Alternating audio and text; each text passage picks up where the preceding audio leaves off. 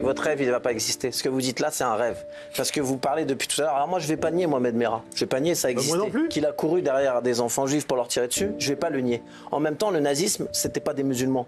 Et pourtant, il est parti de là, de la guerre. Moi, je ne suis pas cultivé, mais le nazisme, ce n'était pas des musulmans. Et vous ne pouvez pas arriver là et dire j'ai été en Israël, j'ai vu des bébés, chose qu'on condamne. Évidemment qu'il s'est passé des choses en Israël. Sans jamais dire à côté, il se passe aussi des choses à Gaza. Vous ne parlez jamais de Gaza. Vous ne parlez pas des hôpitaux qui n'ont plus d'électricité en ce moment. Vous ne parlez pas des bombardements. Ça ne pourra jamais exister, votre paix. Moi, ici, j'ai dit, je ne veux pas qu'il y ait deux camps. Et moi, j'ai été triste ce week-end. Parce que ce week-end, ce qui s'est passé, c'est qu'il y a des gens comme vous qui disent c'est les musulmans. Alors, je ne dis pas que ça n'existe pas. Mais vous ne pouvez pas arriver en disant la Seine-Saint-Denis, la Seine-Saint-Denis, la Seine-Saint-Denis. Moi, j'entends pas tous les jours un enfant juif ou un adolescent juif ou un adulte juif qui s'est fait tuer par un musulman. Je l'entends pas. Non, mais je ne dis pas. Attendez. En quelle année Israël a envahi le Liban?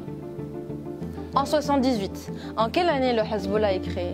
En 82. Oui. En quelle année le Hamas est créé? En 87. En quelle année l'injustice du peuple palestinien commence? En 1948. Vous avez des déclarations qui ont été publiées par des médias israéliens de Benjamin Netanyahou et de ses amis, notamment Smotrich. Smotrich, à la télé israélienne, il dit le Hamas est un allié, l'autorité palestinienne qui a embrassé la voie diplomatique est un fardeau. Quand vous dites que Netanyahou a gagné, il a gagné sur quoi exactement? Parce que Netanyahou fait partie de ceux qui ont nourri le Hamas, qui ont entretenu justement le développement du Hamas pour diviser l'autorité palestinienne. Donc ça, c'est une réalité qu'il faut resituer. Avant de parler de paix, il faut parler de justice. Moi, j'appartiens à une génération qui ne supporte pas cette langue de bois. On a besoin de justice. Mais je ne parle pas de vous. On a besoin de justice. Quand vous parlez de l'accord d'association UE-Israël, je ne sais pas qui vous prépare vos fiches, mais vous connaissez mal vos dossiers. Figurez-vous que l'accord UE-Israël a été suspendu. Il y a eu un vote pour sa suspension en 2002 au Parlement européen. Il y a eu une majorité pour la suspension de cet accord pour des faits moins graves. On n'est pas de bombe qui fasse la différence entre une femme, un enfant et un combattant. Ça s'appelle une guerre. Pardon ? Ça s'appelle une guerre, ça s'appelle pas une extermination. Netanyahou est un radical et il pense régler la question de Gaza, si possible par l'extermination. Et quand même, quand on est dans cette situation-là, il y a un moment où il faut arrêter le compteur. שאנחנו רוצים לראות את חיילי צה"ל הגיבורים והקדושים שלנו תופסים את סינואר והמחבלים שלו באוזניים וגוררים אותם בכל הרצועה בדרך למרתפי שב"ס, אבל שב"ס של בן גביר, לא של בר-לב או מיכאלי, או במקרה הכי טוב לארון קבורה כזה או אחר. אני אישית גאה בהריסות של עזה, ושכל תינוק, גם עוד 80 שנה מהיום, יספר לנכדיו מה עשו היהודים שרצחו להם משפחות, אנסו אותם. Un millier de morts en 10 minutes. Ça n'est jamais arrivé. Ce qui vient de se passer, c'est pas une étape en plus, c'est un tournant absolument majeur dans la guerre. Il faut quand même dire ce qui s'est passé hier aux alentours de 2 h du matin. Ça s'est fait en 10 minutes. On pensait 413 morts, c'est sans doute un millier de morts en 10 minutes. Ça n'est jamais arrivé depuis le début des opérations en octobre 2023. Une telle violence aussi rapidement, sur des zones civiles. La dernière guerre de Gaza avant celle-ci, c'est mai 2021. C'est 256 morts en 11 jours. Il y avait du monde dans la rue. 256 morts en 11 jours et 11 nuits. Là, il y a un millier de morts en 10 minutes. Mais c'est absolument criminel. Et sur ces un millier de morts, il y a 2 tiers de femmes et enfants, plus des personnes âgées. Ça s'est fait non seulement en informant, mais avec le feu vert des États-Unis. Donc c'est la méthode Trump, c'est une méthode criminelle, ça s'appelle une intention génocidaire. Et en droit international, le génocide n'a pas besoin d'être commis pour être répréhensible. On n'a pas le droit d'appeler à un génocide, surtout quand on est ministre de la Défense. J'ai aucune sympathie pour ce monsieur, aucune. Et on s'en fout, mon problème c'est pas d'avoir de la sympathie ou pas pour lui.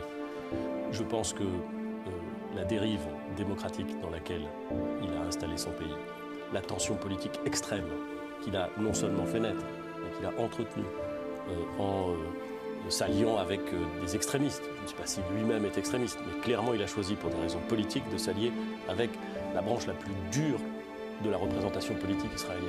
Et religieux, je crois aussi, je crois. Non, monsieur. La déportation, non, monsieur. Allez, je me casse. Eh bien, cassez-vous. Parce que c'est raciste. Vous parlez de déportation. Auschwitz, ça vous dit quelque chose? Auschwitz, ça vous dit quelque chose? Ah oui, les Noirs, 6 millions de morts. Pardon, les Africains. 6 millions de morts. Ah oui, que était... Israël est le seul État du monde qui non seulement a chassé un peuple, mais le poursuit partout.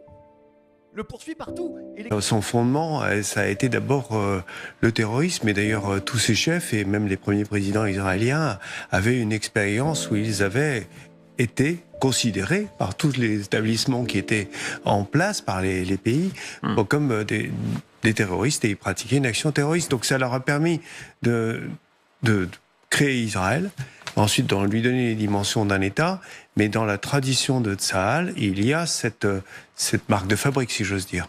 Députés et de la présidente de l'Assemblée nationale qui disent soutien inconditionnel. Soutien inconditionnel à des crimes de guerre, soutien inconditionnel à un nettoyage ethnique. Ça, c'est ce qui est en train de se passer. Nettoyage ethnique, c'est un terme très fort. C'est l'ONU qui l'emploie. À Gaza, nettoyage ethnique. Pour vous, oui, c'est un nettoyage ethnique qui se Qu'est-ce que c'est un nettoyage ethnique? Quelqu'un a la définition? Non, vous l'avez pas. Le nettoyage ethnique, c'est la volonté. Très bien que c'est pas un nettoyage ethnique, c'est une guerre contre des terroristes islamistes. On va partir sur le terme volonté. pour moi est totalement impropre. D'accord. Un nettoyage ethnique, c'est la volonté d'effacer d'un territoire, de sortir d'un territoire une population. Quand vous sortez 1 million de personnes du nord de la bande de Gaza et que vous êtes en train de préparer le fait, en réalité, de dire que les 2 millions de Gazaouis doivent être exfiltrés vers les autres pays arabes, c'est la définition pure et parfaite d'un nettoyage ethnique. Attaquer le Hamas et éviter les victimes civiles. C'est faux. Là, vous êtes dans un contresens total. Non, c'est un mensonge. Ah bon? L'armée israélienne veut prendre le contrôle de la bande de Gaza. Voilà. Elle ne veut pas éradiquer le Hamas, elle ne l'éradiquera pas. Mais ça, c'est votre interprétation. Non, c'est pas une interprétation. Non, il proclame pas vouloir éradiquer tous les Palestiniens de la bande de Gaza. Moi, j'ai jamais vu quelqu'un qui prépare un nettoyage ethnique dire je fais un nettoyage ethnique. S'il y a bien un gouvernement raciste et nationaliste aujourd'hui dans le monde, c'est quand même celui d'Israël aujourd'hui. La cause palestinienne est un petit peu... Entre gens on est entre parlementaires de la République, théoriquement, hein, parce que parfois je me demande si vous êtes parlementaire du Parlement français ou du Parlement israélien. Du Parlement français. Oui, mais ça. Mais je représente 150 000 franco-israéliens. C'est pas évident. Vous en déplace, entre autres. C'est pas évident tous les jours, quand je vous entends. On a l'impression que vous êtes le porte-parole du Likoud. Bien. Et vous avez travaillé d'ailleurs au Likoud. Je n'ai jamais travaillé de ma vie au Likoud. Avec M. Netanyahou, en tout cas. J'ai été son conseiller francophone ce que je veux dire, en France ce qui pour les affaires françaises. C'est votre passion, parce que cette passion nous éloigne de la solution. Et que vous êtes là dans l'interpellation agressive tout le temps. Mais en quoi quand je vous parle de Toulouse, il y a quelque chose d'agressif en vous rappelant Toulouse? Mais attendez, on est là pour parler de la paix, et vous nous parlez de salopards qui ont tué à Toulouse. C'est pas ça la question, de criminels. Bon, mais qu'est-ce qu'ils ont dit, ces salopards de Toulouse? Ils ont dit on vole la cause palestinienne. Monsieur Glavany. Meilleur Habib, je peux parler? Allez-y. Sans être comme ça, sous votre pression, comme ça, d'agressivité. Mais il n'y a pas de pression. Mais si. Avec votre permission, je parle.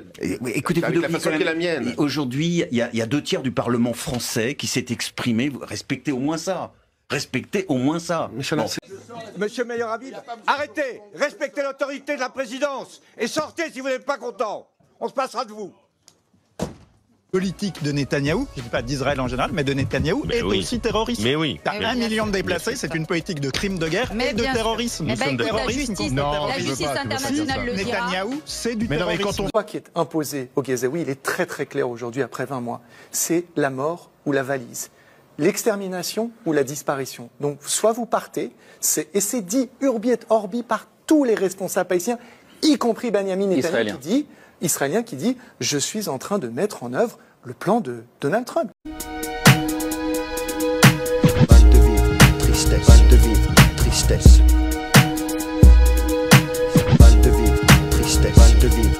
Un mal de vivre qui nous anime au fin fond des abîmes. C'est le vice qui nous abîme pour des yébis trop tapines. Tu sens la rage dans la cabine, pas besoin de carabine. Quand tu vois toute la famine qui réside en Afrique, puis les villages pour pouvoir prendre tout leur fric. Bloqué au péage, tu te vois même plus dans le trafic. Dans le paysage où demeurent les plus belles escroqueries, orchestrées par l'État qui contrôle ta vie. Choisis le virage, il met tout droit à la zone prix. Des fils de lâches qui s'entraident que entre chéris. L'apprentissage de la rue est une vieille industrie. Le métissage vient des enfants violés de leurs nombreux crimes. Ne voile pas la face face à la justice et l'injustice entre l'homme d'affaires et le mec qu'un pas bat plus 10. C'est les valeurs et leur conscience qui fait preuve de fainéantise. Après l'analyse, beaucoup de mecs se noient dans la tise. Traumatisé, je constate une défaillance dans l'expertise. Autant dire un gun, une gâchette et puis tu tires. Tu vas me dire, quand t'es sable, ton cache et puis tu tires. Mais les vrais guerriers lâchent pas, c'est le conflit qui m'attire. Je n'irai pas en tant que martyr avant de partir avec les satires en enfer. Pour mal commis, on t'enferme pour un Loki. Comment faire pour sortir cet enfer où les plus chanceux ressentent enferme avec une femme au fer. Le chagrin se noie dans un verre, les pompiers sont à la messe. Les cœurs pistés font leur rond et d'autres se prennent pour Jack Mesh. Chasse à l'homme contre soi-même, c'est la triste réalité. Les valeurs sont bafouées pour la crédibilité. Ils font des suivre leurs lois mais je suis pas habilité. Trop de faits sur la nature, ils blessent l'humanité. Les régions devenues des tas de sens, indiens jusqu'au pygmée. Un monde qui part dans tous les sens et qui ne cesse de s'effriter. Ils font des suivre leurs lois mais je suis pas habilité. Trop de faits sur la nature qui blessent l'humanité. Les régions devenues des tas de sang, des Indiens jusqu'au pygmée. Un monde qui part dans tous les sens et qui ne cesse de s'effriter. Le vase est inondé.